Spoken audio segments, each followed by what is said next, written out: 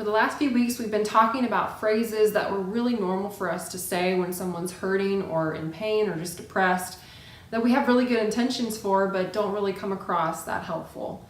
Things like, it's okay, don't cry, everything's gonna be okay, or suck it up.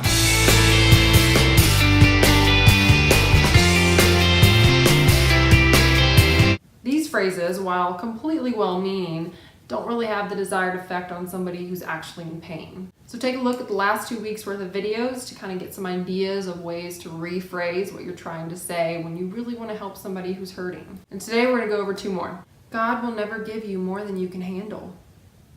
Or if you're like me and you're from the South, you've probably heard it this way. Now honey, God will never give you more than you can handle. Bless your heart. All right, y'all are just gonna have to let me preach for a second, because if you want to bring up God's name, we're gonna have to talk about it. This phrase is false. There's nowhere in the Bible that says that God is not going to give you more than you can handle. God doesn't have a measuring cup for pain and suffering that he just doles out to each of us. He laid out the guidelines for healthy living in his word, the Bible. And then he gave us free will, which means that our ancestors made choices, and our parents made choices, and we made choices, and we're still living with some of the circumstantial ramifications of those choices. And sometimes, even a lot of times, those choices lead to pain. And that pain can feel overwhelming, and it probably is. But you're stronger than you realize. And what's more important is God says you never have to do it alone. If you choose to turn away from yourself and your pain and turn to God, he promises that he will be with us no matter what. He will never leave us. He will never forsake us. So in those moments of the worst pain, even if it's self-inflicted, he is there. Maybe he will ease the pain, maybe not this time. We have responsibility for our choices. Maybe we have to experience the consequences of some of our choices. But he is with us, always calling us to him, which is the ultimate full life.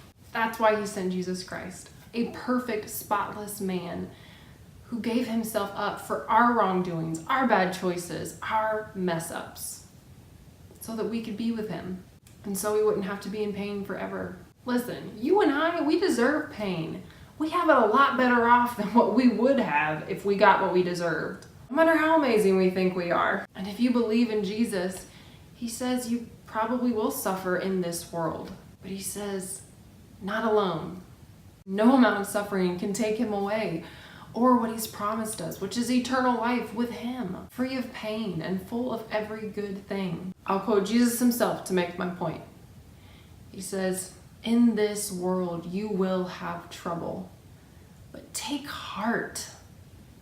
I have overcome the world. At that point, I'm like, okay, Jesus, okay, all right, I hear you, okay, all right. So if you do feel like you've got more than you can handle right now in your life, don't do it alone. Remember, you've got Jesus on your side, but also get help. Find somebody in your life that you trust that you can unload on, or find somebody in your community that you can go seek counseling services with. It's so nice to have somebody else who can enter into some of that pain with you. And another phrase that's not super helpful, I understand. I understand. I understand. This is an easy phrase that has lots of good intention behind it. You want to show that you care and that you get why they're upset. Maybe you've even experienced something very similar to them. So maybe say those things instead, because we've not actually walked in their shoes and we don't really know all the ins and outs of their particular situation. So we can't really fully understand. It's not wrong to say, I understand. It just tends to invalidate their unique experience. Instead, say, I can imagine how hard that must be. Or just, that sounds really rough. This shows them that you care without implying that you know their life.